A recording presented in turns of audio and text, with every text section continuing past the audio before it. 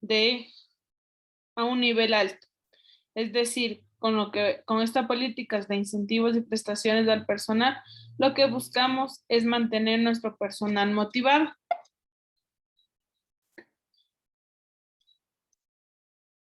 La motivación y la satisfacción. Como habíamos visto en la clase anterior, la motivación va a estar siempre presente en los procesos de recursos humanos, pues es un indicador que nos va a demostrar si tenemos un personal positivo o negativo, el cual nos va a permitir un crecimiento de manera real en la empresa. La motivación se define como el estado o condición que activa el comportamiento e impulsa una acción, es decir, la motivación es el sentir que yo tengo para satisfacer ya sea una necesidad o lograr un objetivo en común. La motivación implica y deriva necesidades que existen en el individuo e incentivos u objetivos que se encuentran fuera de él y conjuntamente definen a las necesidades como algo en el individuo que lo obliga a dirigir sus comportamientos hacia el logro de incentivos u objetivos que cree que puede satisfacer. Esto nos indica Sherman y Cruder en su libro de Neves de Almeida. Como les dije, es un sentimiento intrínseco del ser humano que nos va a ayudar a conseguir el cumplimiento de una necesidad, a satisfacer una necesidad interna, una necesidad, ya sea de acuerdo a la pirámide que habíamos visto de Maslow, las necesidades básicas o necesidades de autorrealización. La motivación y la satisfacción. ¿Cómo vamos a entender lo que es motivar y lo que es satisfacer? La motivación es el impulso y el esfuerzo para satisfacer un deseo, un meta. Es anterior al resultado, implica un impulso conseguirlo.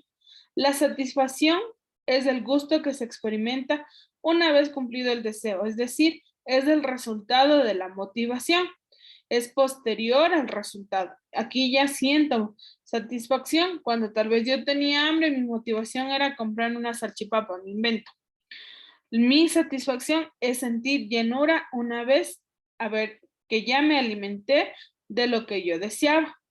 Es el resultado experimentado, es decir, como ven, motivación y satisfacción van a estar de la mano, pero no son lo mismo. El ciclo motivacional. Todo proceso tiene su ciclo, como bien lo diríamos. Chavenato interpreta el ciclo motivacional de la siguiente manera. Cuando surge una necesidad, esta es una fuerza dinámica y persistente que origina un comportamiento. Cada vez que aparece una necesidad, esta rompe el estado de equilibrio del organismo y produce un estado de tensión, insatisfacción, inconformismo y desequilibrio que lleva al individuo a desarrollar un comportamiento o acción capaz de descargar la atención y liberarlo en la inconformidad y el desequilibrio. El ciclo motivacional es como un conjunto de procesos. Surge una necesidad, en este caso la necesidad de alimentarse, se cumple con este deseo y se llega a la satisfacción, pero posterior a esta satisfacción se puede desencadenar otra necesidad, podría ser el descansar o el tomar una siesta, por así decirlo. Entonces, esa es otra necesidad. Como ven, yo voy cubriendo mis necesidades, cumpliendo mis objetivos, logrando una satisfacción personal, pero eso también va a desencadenar otra necesidad. Es por eso que se denomina que es un ciclo motivacional. Siempre voy a tener la necesidad de cubrir o de lograr objetivos. Es así que tenemos el equilibrio interno como primer paso, un estímulo o incentivo, la necesidad como tal, la atención para cubrir eso, el comportamiento o acción para cubrir mi necesidad y el sentimiento de satisfacción una vez que yo haya cumplido con cubierto mi primera necesidad, que sería en este caso descansar o tomar una siesta. Aquí podemos ver los pasos un poco más a detalle de lo que es el ciclo motivacional. implica con el individuo, partimos con el ente humano, con la necesidad y deseos. Existe una tensión, el medio ambiente que implica para poder yo cumplir mi deseo o satisfacción. Los incentivos, recompensas y castigos que van a motivar el proceso de cumplimiento. Existen deseos, percepción, la atención propiamente dicha ya en el proceso de satisfacción y la motivación que llega a la acción de liberar la tensión que teníamos a un principio. Aquí vamos a ver una de las pirámides de Maslow, de Adolpher, de McLennan y de Herzberg. Aquí van a ustedes un poco visualizar diferentes tipos de necesidades que nosotros como seres humanos llegamos a tener. De acuerdo a Maslow, tenemos o partimos de las necesidades fisiológicas como el comer, alimentarme, el vestirme, necesidades de seguridad y sociales, necesidades de afiliación, amor y sociales que van enlazadas como un grupo, las necesidades de autoestimación y de autorrealización, que es como la cúspide de mi pirámide. De Adolpher, necesidades de existencia, necesidades de relación y necesidades de crecimiento. Este ya resume, a diferencia de Maslow, en 3 niveles de la pirámide de necesidades. Maslow la determina en 5 niveles. McLennan la determina como poder, afiliación y logro, que viene a ser lo mismo que las demás definiciones, simplemente le da otra denominación. La de Herzberg, condiciones de salarios en cuanto al trabajo, compañeros de trabajo, la socialización, el reconocimiento por logros y el interés en el trabajo. Este ya lo aplica directamente al campo laboral. Los incentivos. ¿Qué son los incentivos? Como tal, es la motivación externa que se le presenta al individuo que le hace mover a cumplir un objetivo que no únicamente le va a representar una ganancia a él como tal, en este caso puede ser un salario, sino le va a representar también una ganancia a la empresa, que va a ser un producto terminado.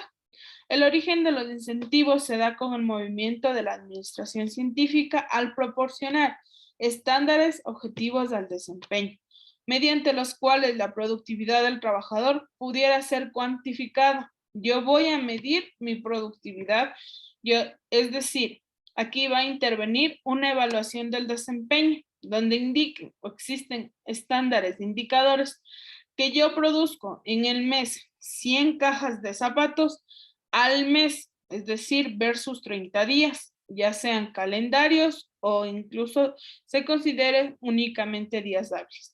Este estándar va a ser medido y en función del cumplimiento de mi trabajo voy a tener un incentivo adicional a mi salario fijo. Estos son estándares del desempeño. Las características de estos incentivos.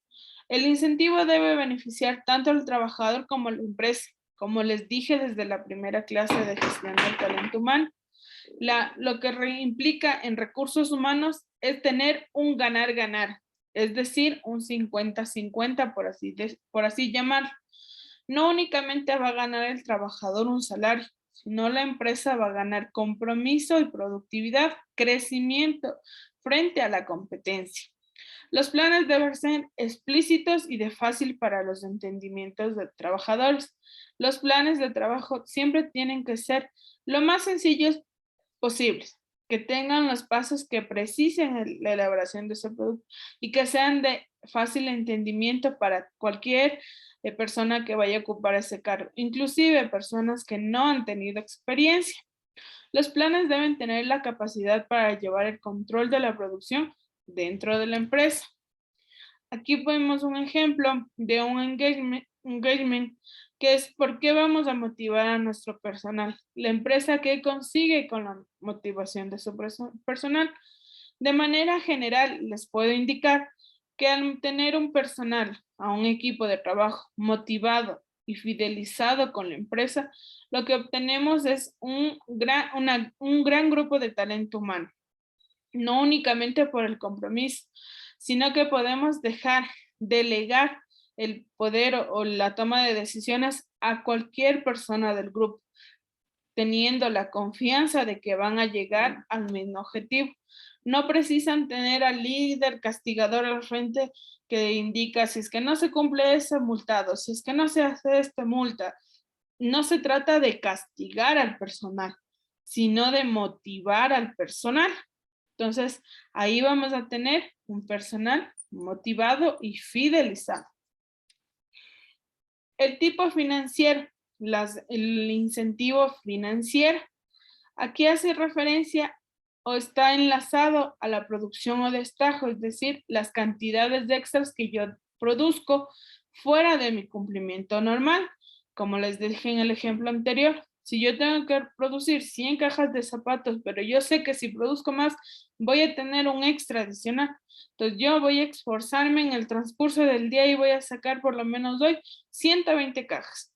Entonces, ese es el extra o el plus que le doy en mi trabajo y por el cual yo voy a recibir un extra también de manera económica. Los bonos de producción sobrepasan las unidades de producción. Aquí también se puede hacer referencia a los bonos que reciben los vendedores por X ventas en el mes, se sobrepasaron las ventas o el cumplimiento mensual. Compensaciones por conocimientos especializados. De manera específica, buscamos personal competente en cada área y más aún se valora cuando las personas adquieren un título de educación ya más especializado. Por ejemplo, yo requiero un psicólogo industrial para la parte de recursos humanos porque vamos a desarrollar un plan de desarrollo organizacional para la empresa. Pero mi perfil es de tercer nivel, pero entre mi proceso de selección veo que hay bastantes personas con un cuarto nivel, es decir, con maestrías. Entonces, yo voy a darle un plus a las personas que tienen un título de cuarto nivel y un puntaje aún mayor a estos perfiles. Entonces, es así como yo voy a compensar los conocimientos especializados de cada candidato, inclusive del personal ya fijo, el interno, quienes desean especializarse y se especializan a profundidad en ciertos temas que son en beneficio de la empresa. Las comisiones, lo que les indicaba del personal de ventas, es del personal que más se puede reconocer por la parte comisionista, es del personal comercial. Ventas sobrepasan el índice mensual o también por el tipo de cobranzas que realizan, recuperaciones de cartera, entre otros. El plan de estándares por hora, incentivo en términos de tiempo. Si se ejecuta en menor tiempo un trabajo, tiene más valor esa actividad. Los bonos individuales por productividad se hacen entre equipos de trabajo. Por mérito, productividad y desempeño, existe un equilibrio entre mi productividad y mi desempeño, es decir, que vamos a la par en este proceso. Las curvas de Maduras, el progreso profesional, es cuando existen crecimientos profesionales en los colaboradores ya de planta, como les indiqué en el ejemplo anterior, cuando se especializan en temas que requieren o son de necesidades para la empresa. Aquí pueden ver los incentivos no financieros, como son diplomas al mejor empleado, ya sea del mes o de la semana, capacitaciones de refuerzos de conocimiento, que también se consideran un incentivo, pues no todas las empresas mandan a capacitaciones por tema de gastos, lo que son capacitación. Aquí podrían ustedes considerarlo como un poco contradictorio, incentivos como viajes, tablet, acceso a tal vez a vehículos de la empresa por ventas, liquidaciones. Si bien no es un incentivo directamente económico que les entregan a ustedes, pero no es financiero para ustedes, más bien es financiero para la empresa. Entonces a ustedes ya les entregan el beneficio como tal. Las ventajas de tener un plan de incentivos adecuados. Los incentivos les ayudan a tener una plantilla motivada del personal. Más allá de motivada, comprometida. Si yo me siento bien en una empresa que me brinda todos los beneficios habidos y por haber, yo voy a tener mayor compromiso con esa empresa. Si es que están liquidando personal, yo voy a tratar de que a mí no me liquiden. Los incentivos levantan el ánimo.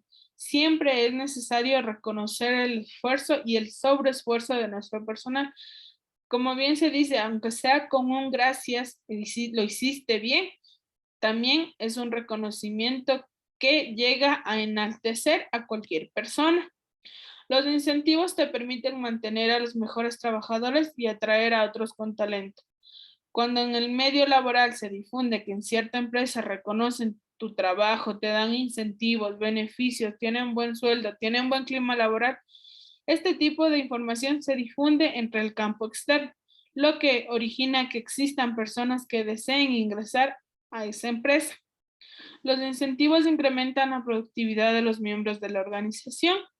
Un programa de incentivos puede reducir el favoritismo real o percibido al recompensar por igual a los empleados por sus acciones o su antigüedad.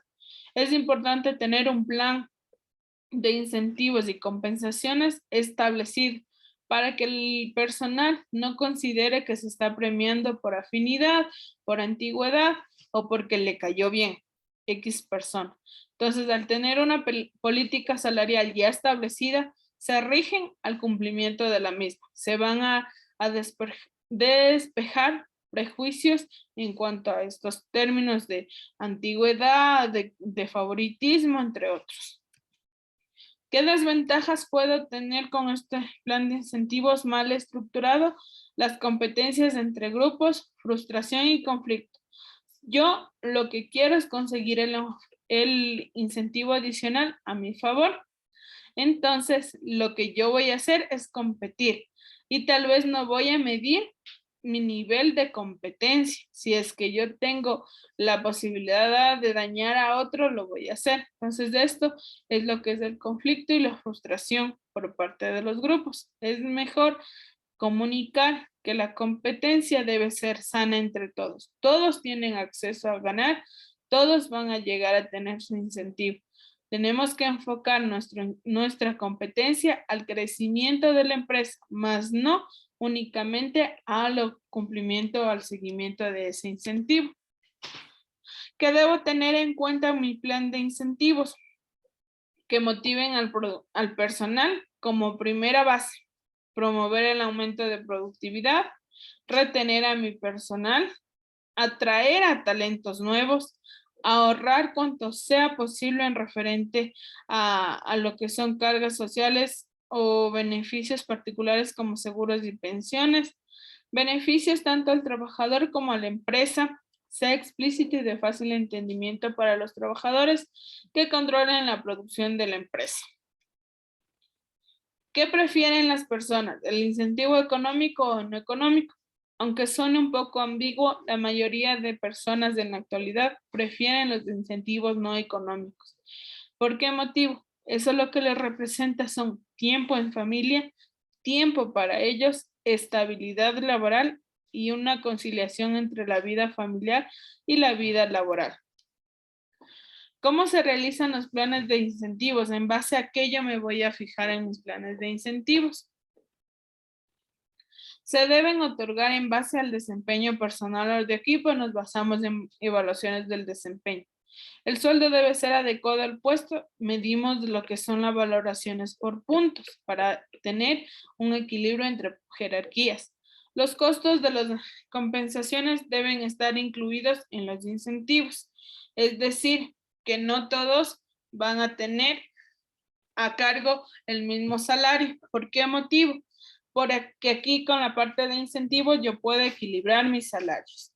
Es decir, si por el nivel jerárquico el gerente, por obvias razones, va a tener un sueldo superior al de un operativo, pero puedo dar un mayor índice de incentivos o de compensaciones adicionales al operativo que al gerente, porque el operativo va a ser la base de la empresa. Si es que yo no tengo una buena producción, el gerente no va a salir de su oficina a realizar mi producción. Yo necesito que mi personal operativo sea quien ejecute y cumple todo este proceso. Entonces, es importante motivar a todo el personal, sin distinción de mandos. Definimos el presupuesto. Siempre anualmente nos van a designar un presupuesto en base al cual debemos dirigir o elaborar un plan de incentivos, elegir entre los incentivos que sean más llamativos para nuestro personal, elaborar el plan de incentivos ya propiamente dicho. ¿Cómo vamos a hacer? Resumen, propósito, beneficiarios, condiciones y evaluación, y comunicar el plan. Siempre, como se les ha recalcado en todas las clases, es importante comunicar nuestros planes de trabajo. Es importante comunicar qué vamos a hacer como recursos humanos y como empresa. El conjunto de las recompensas cuantificables que recibe un empleado por su trabajo está compuesta por 3 elementos fundamentales.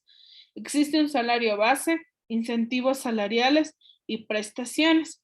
Es importante que se establezca o quede claro que el salario base es lo que la ley designa que se debe pagar a un colaborador. Es la obligación del empleador cancelar a su trabajador. Los incentivos y prestaciones son un plus que no son obligados a cancelar, que son vistos como beneficios por parte de la empresa. Existe una justicia distributiva en cuanto a los incentivos o a la retribución, en cuanto a cualidades, tiempo y esfuerzo. Esto siempre va a ser de carácter monetario. ¿Cuáles son los modelos de retribución que yo puedo ofertar? De acuerdo a mi oferta de trabajo, la demanda de trabajo igual a un salario digno. ¿Qué obstáculos puedo tener o qué trabas se me pueden presentar a la aplicación de mis incentivos adicionales? El síndrome de haz únicamente por lo que te pagan, lo que se ha escuchado en la mayoría de empresas. Si a mí me pagan por hacer las 100 cajas, yo hago 100 cajas, no tengo por qué hacer más. El espíritu de competencia y no de cooperación. Aquí también va lo que son los chismes. Entonces yo compito con mi par, pero no, si él necesita o se le daña algún equipo que yo puedo prestarle, no lo voy a hacer. La falta de control cuando no existe un seguimiento a un proceso de ejecución, las dificultades para medir el rendimiento cuando no existen evaluaciones de desempeño ya establecidas, la credibilidad, si es que es real o no este plan de incentivos, la insatisfacción y estrés laboral, muchas veces por competir y llegar a cumplir o adquirir ese incentivo y existe una insatisfacción y mucho estrés porque yo me estoy sobrecargando de trabajo, reducción de dinamismo y frustración. Existen nuevos métodos de remuneración, más que nuevos métodos, existen los que se maneja ya de manera regular en la mayoría de empresas. La remuneración fija hace referencia a mi salario como tal, ya sea de manera mensual, quincenal o semanal. Es del monto total que la empresa me ofreció o se estableció en el contrato de trabajo. Las ventajas es que facilita el equilibrio interno, estandariza los salarios, facilita la administración de sueldos y salarios, se enfoca a la ejecución de las tareas, afecta los costos fijos de la organización. Las desventajas: no proporciona motivación, pues se considera una remuneración fija. No incentiva los riesgos de responsabilidades, sirve como elemento de conservación del status quo, remunera a las personas en función del tiempo. Muchas empresas caen en el error de establecer o fijar sus salarios en función de la antigüedad. Por ejemplo, al personal nuevo me rijo a pagarle de acuerdo al salario básico establecido anualmente, $425 en la actualidad. Pero a mi personal antiguo le incremento, yo que sé, $100 mensuales o $50 anuales. Entonces eso es lo que está mal, porque no existe un equilibrio, no existe una equidad entre todos los miembros de la organización. La remuneración variable. Esto se maneja de manera estricta la parte comercial de la empresa. ¿Por qué motivo? Son los que se encargan de promocionar el producto o servicio que nosotros creamos, de recuperar cartera, de recuperar costes y valores. Lo positivo en este tipo de remuneración es que ajusta a las diferencias individuales, metas y objetivos. Realiza énfasis en la autorrealización, premia el buen desempeño y permite la autoevaluación. Como negativo es que existe flexibilidad en la administración salarial, rompe la estabilidad de las ganancias de la organización, reduce el control de los salarios, presiones sindicales por empleados no beneficiados. Como les dije, esta parte de remuneración variable se aplica más a la parte comercial de la empresa. Entonces va a existir un descontento por parte del personal que no puede adquirir este beneficio. Para realizar un plan de bonificación anual, siempre va a ser una suma de dinero ofrecida al final de cada año a determinados empleados por la contribución al desempeño de la empresa. El desempeño puede ser medido a través de ¿qué? Utilidad alcanzada, aumento de la participación en el mercado, mejoramiento de la productividad. Aquí hacemos referencia a un bono navideño, pues en estas etapas, en estas épocas anuales, son donde se van a dar las reuniones anuales, donde se van a dar a conocer todos los objetivos cumplidos en la empresa. Y es ahí donde se va a adquirir una bonificación, no de manera personal, sino de manera departamental. Es decir, a mi equipo comercial cumplió con toda la parte de estándares de ventas, bonificaciones por cumplimiento, por recuperar la mayoría de cartera, entonces se amerita un bono extra para el departamento. O la parte contable no tuvo ninguna sanción por parte de entes externos, redució costos, incrementó tal vez algún bien para la empresa. Entonces, todo esto van a analizar y en función de eso van a premiar. Aquí, como les digo, no se va a premiar a una persona, sino a toda el área. La distribución de acciones entre los empleados. Este es otro tipo de retribución no financiera. ¿Por qué motivo no financiera? Porque existe la distribución gratuita y la oferta de acciones. La gratuita son acciones de determinados empleados. Muchas veces se otorgan o se dan en bonificación a los más antiguos, los próximos a jubilarse o por estima personal. La oferta de acciones son vendidas con precios subsidiados o transferidas según determinadas reglas. Es cuando existe más afinidad con algún empleado por gratificación, por algún tipo de estas circunstancias. Participación en los resultados alcanzados, se podría hablar de una franja de ganancia. La participación en los resultados significa tener un porcentaje o franja de valor en los resultados de la empresa o del departamento que ayudó a conseguir con su trabajo personal o de equipo. Por ejemplo, para parte de marketing, tuvieron un asesor externo que les ayudó a mejorar sus índices de venta, a mejorar la forma o la recuperación de cartera, o se contrató a un asesor para que realice estrictamente la recuperación de cartera. Entonces, en ese ejercicio fiscal recuperaron prácticamente casi en la totalidad la cartera vencida. Entonces, todo esto se va a analizar para revisar la participación al resultado alcanzado. La remuneración por competencias.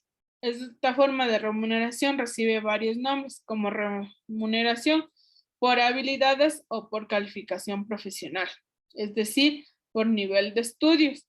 Se halla relacionada con el grado de información y el nivel de capacitación de cada empleado por ciertas habilidades o técnicas de comportamiento del empleado, capacidad técnica, personalidad, creatividad, innovación y conocimiento.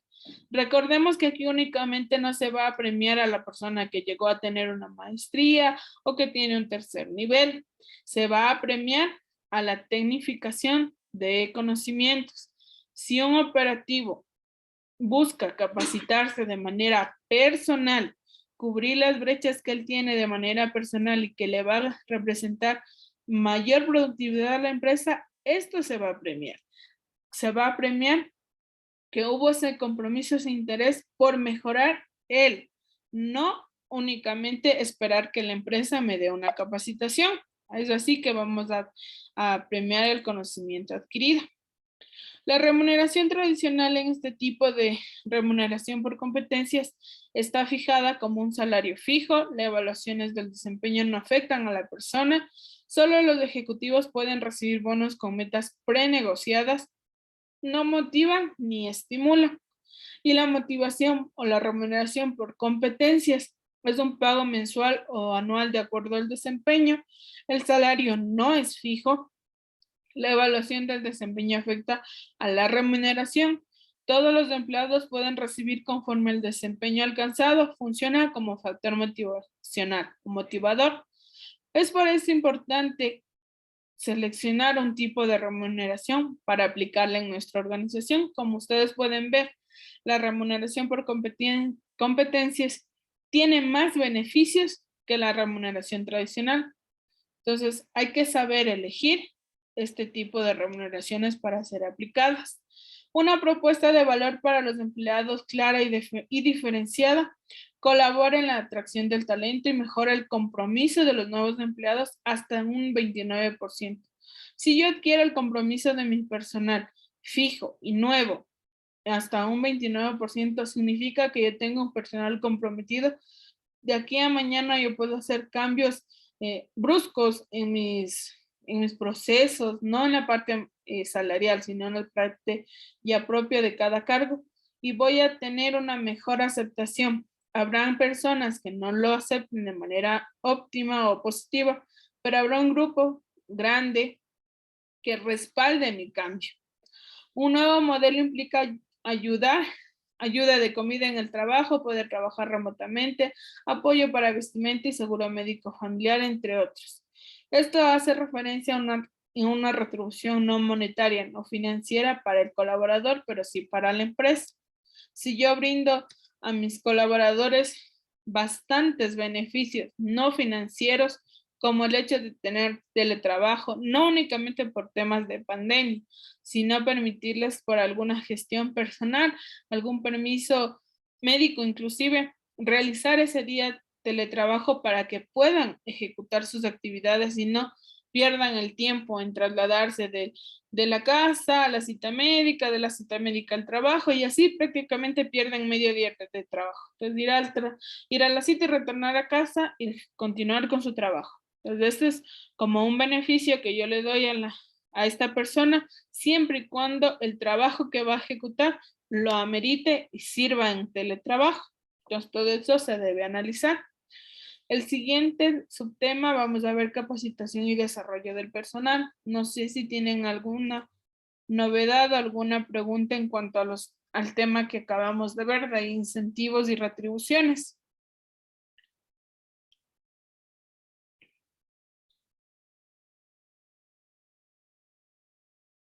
Si no hay novedades, continuamos con el desarrollo del tema.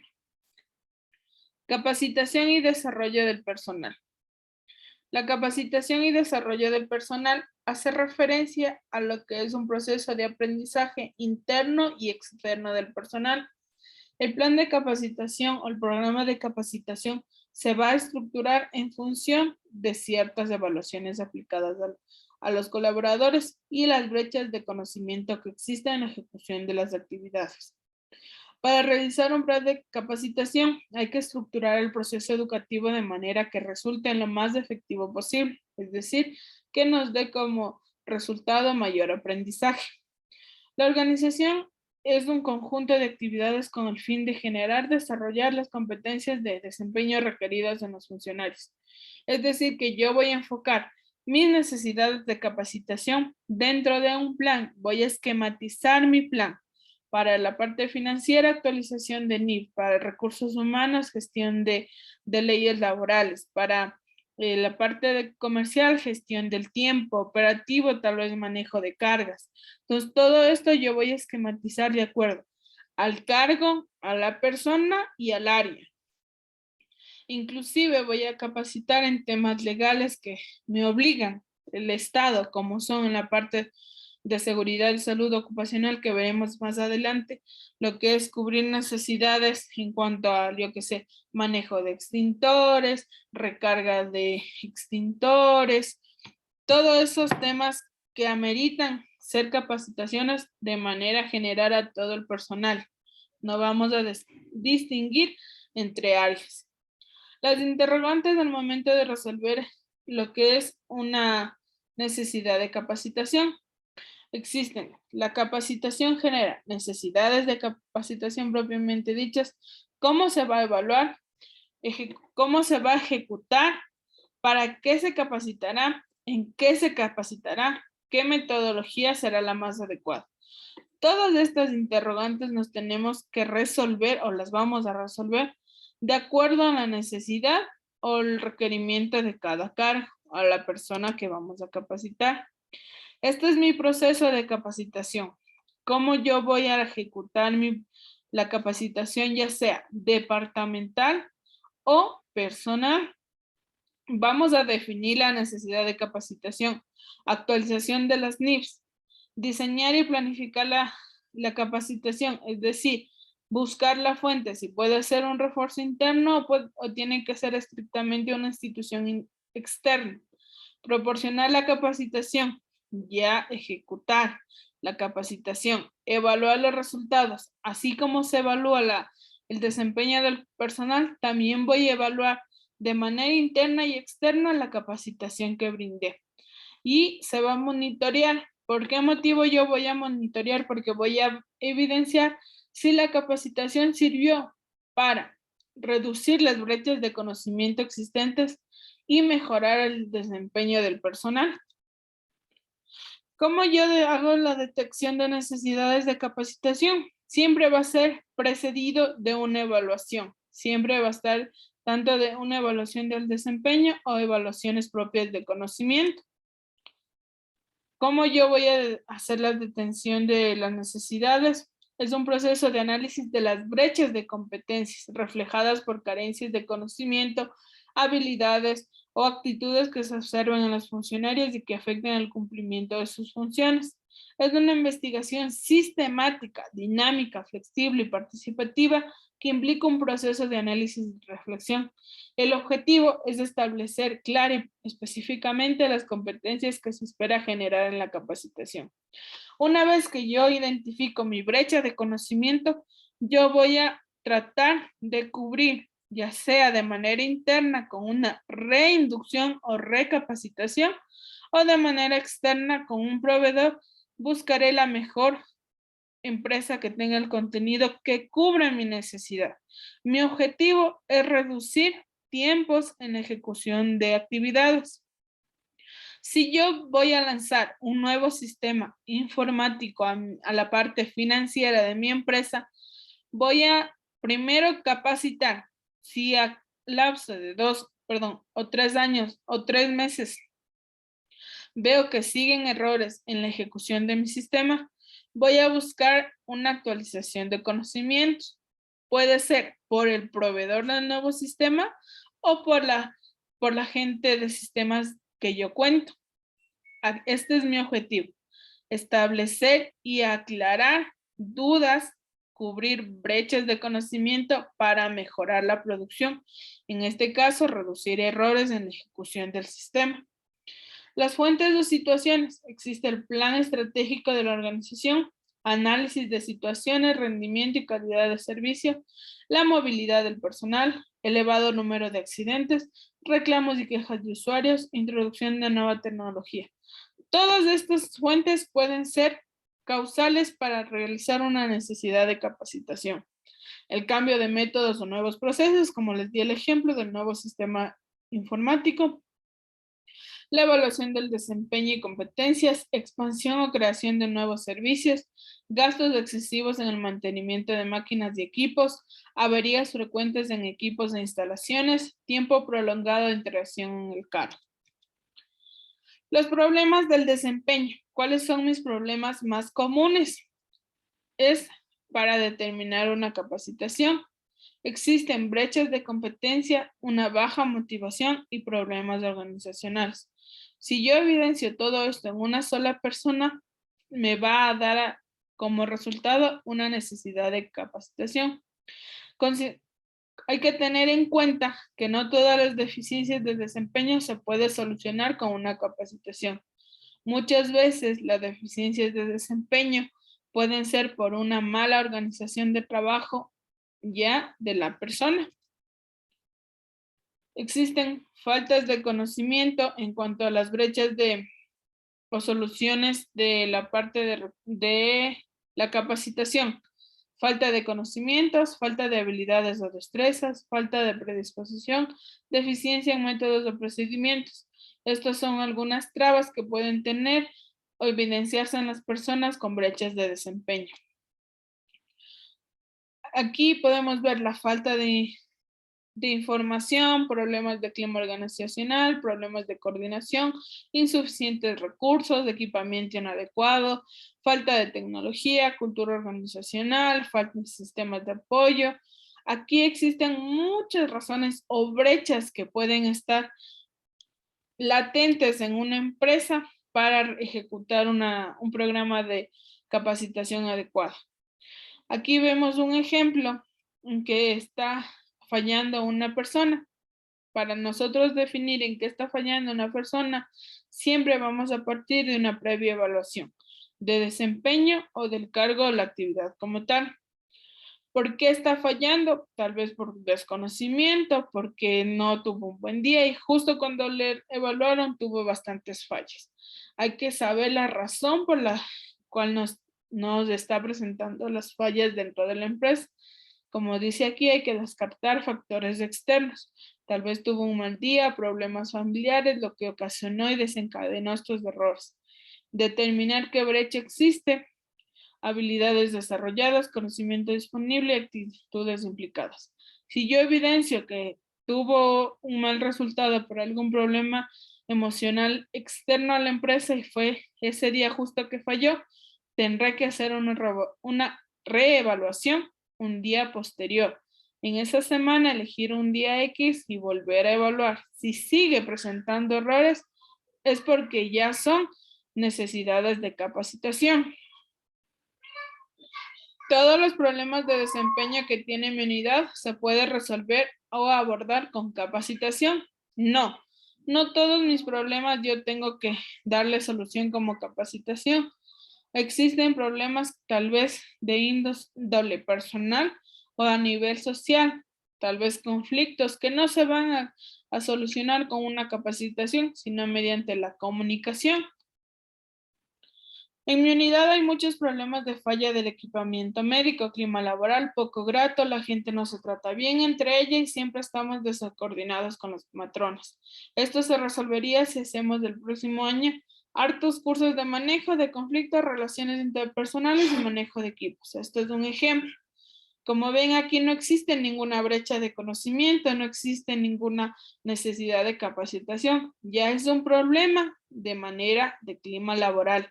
Ya estamos manejando lo que son conflictos laborales. Y aquí la solución es una resolución de problemas basada en un trabajo en equipo. ¿Podemos hacerlo como capacitación? No, pero sí como un taller de trabajo de conciliación laboral. Mis objetivos en el diseño de mi plan de capacitación están de manera igual como un ciclo. Va a estar objetivos, contenidos, estrategias metodológicas y la evaluación finalmente. Todo esto es un ciclo, pues una vez que yo cumplo con mis necesidades de capacitación, todo esto va a volverse a evaluar.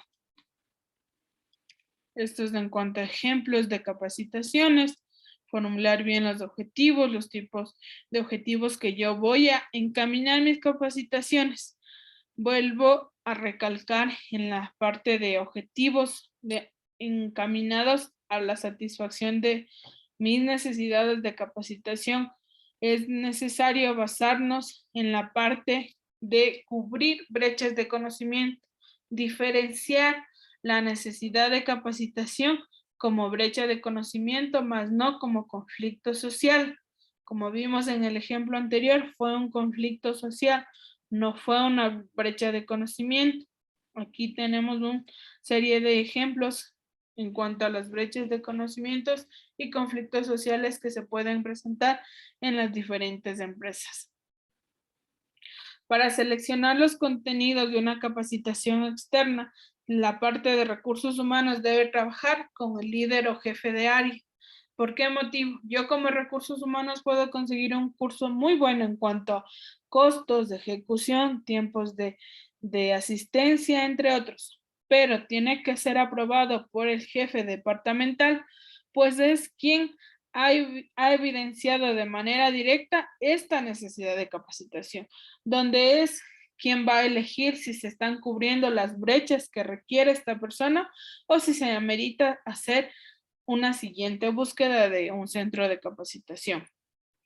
El proceso de enseñanza y aprendizaje es indispensable dentro de la ejecución de la capacitación. Por eso debemos elegir de manera adecuada nuestro proveedor, a dónde vamos a enviar nuestro personal. Existen un sinnúmero de ofertas de capacitación en la actualidad, ya sean con precios bastante bajos u otros bastante altos. Debemos analizar todas estas sugerencias, todos estos aspectos para elegir al mejor. Como les dije, la capacitación puede ser interna y externa, o puede ser combinada, primero externa y después interna, o viceversa, de acuerdo a mi brecha de conocimiento, de acuerdo a la necesidad de capacitación. Aquí están varios ejemplos de las técnicas que se pueden aplicar según el grado de capacitación, interna, externa, las clases magistrales, cuando son internas o externas. Siempre se va a analizar si amerita, si es que es un grupo grande de una población grande que tiene la misma necesidad de capacitación, amerita que exista únicamente una persona o todo el grupo de trabajo. Si estamos hablando de alrededor de unas 10 personas que necesitan y tienen la misma brecha de conocimiento, puedo como empresa decidir que únicamente un colaborador asista a la capacitación por temas económicos y que ese colaborador sea el responsable de compartir los conocimientos adquiridos a todo el personal que se queda en la empresa, o hacer un convenio con la empresa capacitadora para reducir costos, pues capacitar también significa gastos para la empresa. Tengan en cuenta que el hecho de reforzar conocimientos, inclusive las mismas capacitaciones internas, significa un gasto, pues voy a tener que mover o prescindir de esta persona para que me capacite. Entonces, esto es reducir, incluyen gastos para la empresa. El momento de evaluación de la capacitación es el proceso final. Aquí es cuando ya se ha compartido la capacitación interna o externa y amerita una evaluación. Todo proceso amerita ser evaluado y tener un seguimiento posterior. Perdón. ¿Por qué motivo? Yo no mando a mi personal únicamente para que asista o deje de venir a la empresa y vaya a un centro de capacitación. Yo envío a mi personal a reforzar conocimientos, a adquirir nuevos conocimientos. Entonces, yo necesito que esta inversión sea retribuida en la empresa. Es por eso que yo voy a hacer una evaluación de carácter en cuanto a conocimientos, a ejecución, e inclusive yo tengo una política de capacitación donde se va a establecer que tal vez de aquí yo capacito a la contadora. Entonces yo la capacito en las NIFs. Si es que esta persona, porque no comunicó, estaba buscando un nuevo empleo, sale de la empresa y fue capacitada, yo que sé, ni a un mes. Entonces, mi política va a ser que es necesario que la persona que reciba una capacitación interna o externa permanezca dentro de la organización por un lapso mínimo de 6 meses. Es decir, yo necesito devengar los conocimientos que se adquirieron y que sean aplicados para en beneficio de mi empresa. Yo no puedo capacitar a gente que de aquí a una semana, un mes, va a salir. Eso lo que va a generar es pérdidas para la empresa. Finalmente, concluimos con la parte de salud y seguridad del personal en la organización. Este tema lo vamos a analizar de manera general para lo que ustedes necesiten aplicar o conocer en cuanto a lo que son reglamentos, planes, comité, entre otros. En cuanto a la seguridad y salud ocupacional o laboral, existe misión y visión en cuanto al nivel tanto público y privado. Todas las empresas tienen la obligación de verificar, controlar y asesorar al sector público y privado en el cumplimiento de la normativa legal en seguridad y salud ocupacional. La visión es fomentar, mantener y mejorar la cultura de prevención a nivel nacional a través de la participación estatal como ente regulador y asesor. Toda esta información está tomada de lo que son los reglamentos de seguridad e higiene laboral de la parte estatal.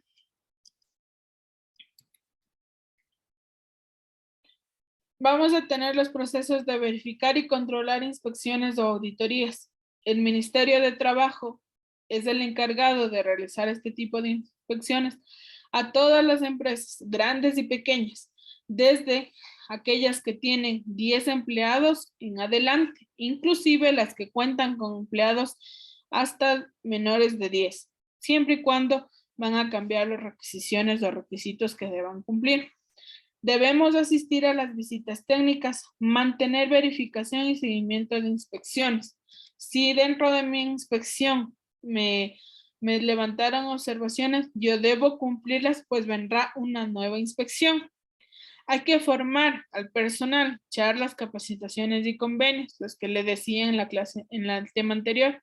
Vamos a cumplir con los temas laborales que en capacitación que sean requeridos por estos entes. Por ejemplo, en tema de seguridad y salud, nos piden el levantamiento adecuado de cargas, el manejo de extintores, las vías de evacuación, actualmente lo que es la bioseguridad, todo esto.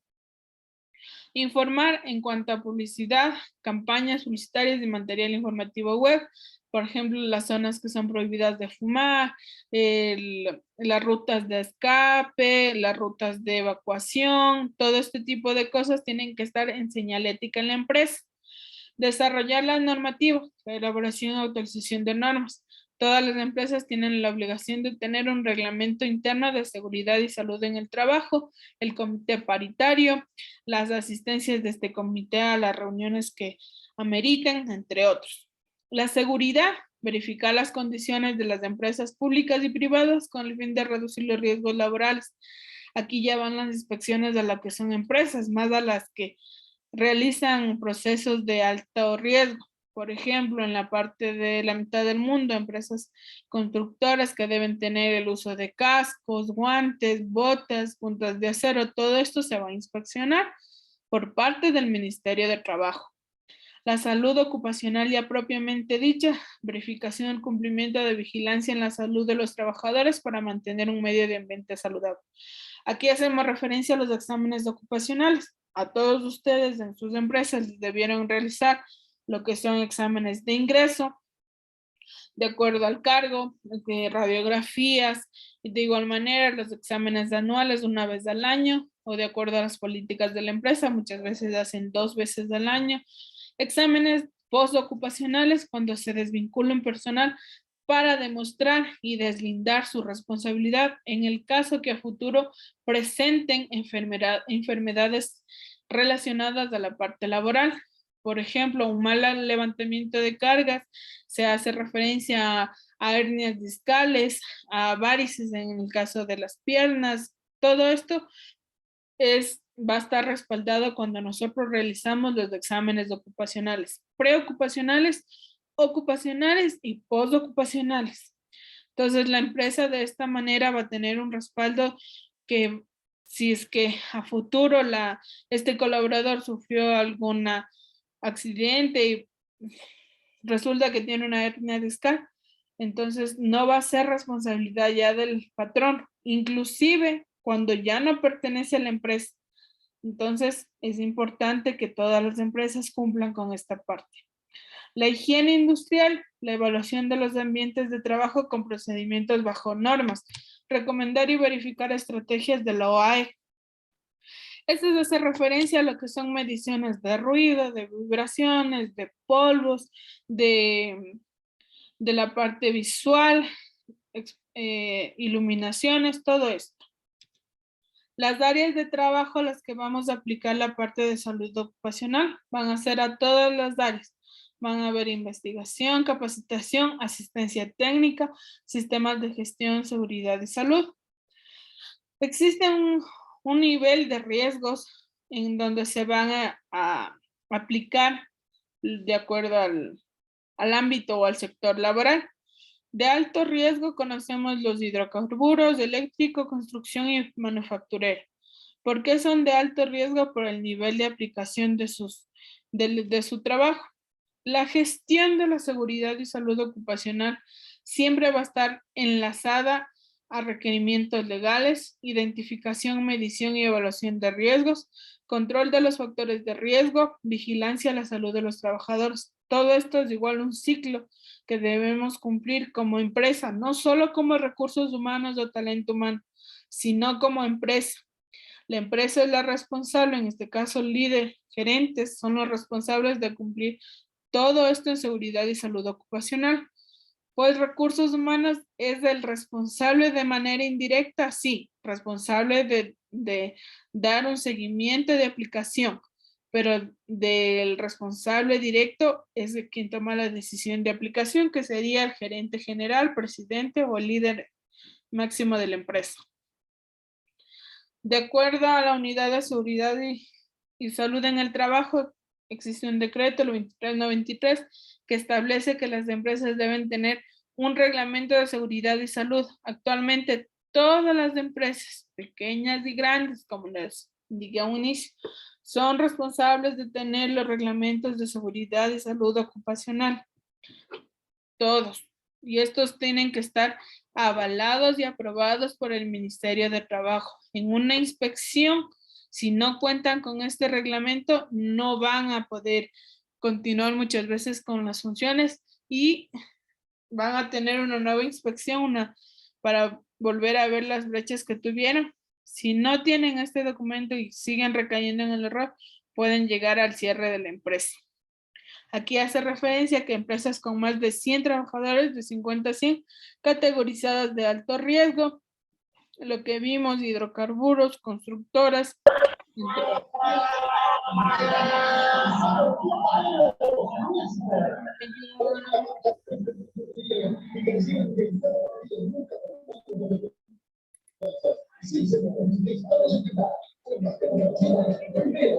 Manuel, si me ayuda silenciando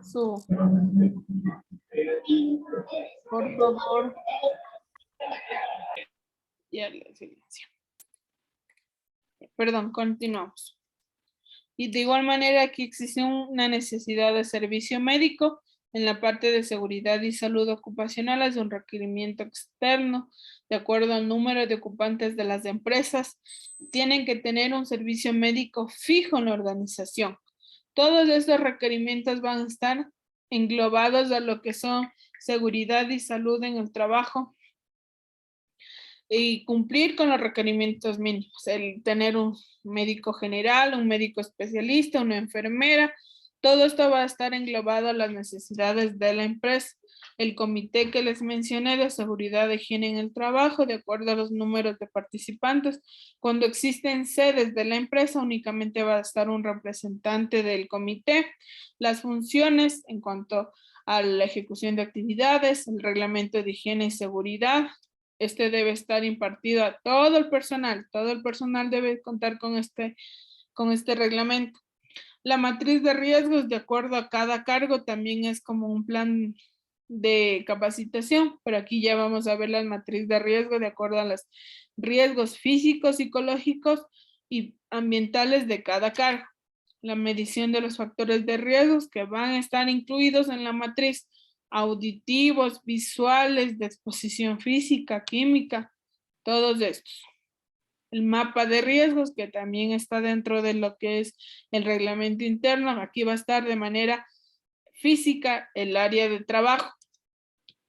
Y los controles de riesgo en cuanto a las capacitaciones y mediciones de los riesgos latentes en la empresa.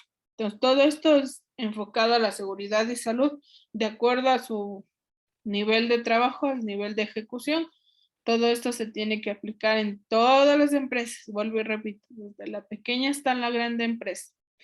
Esto sería todo lo que engloba la parte de recursos humanos o gestión del talento humano.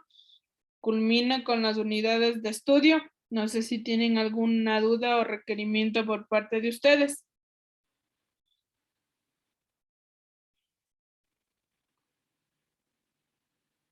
Si no existen dudas, Catherine, dígame. ¿Cómo está, ingeniera? Buenas noches. Una pregunta. ¿Para cuándo estarán los trabajos ya calificados? En esta semana hasta el día, vamos martes, hasta el jueves ya están calificados. Listo, muy gentil, gracias. Ingeniera, buenas noches. Dígame, Wilmer. ¿Cómo está, ingeniera? Una preguntita. Cuando de los riesgos laborales, una empresa de 40 personas tienen que tener un ingeniero de riesgos laborales?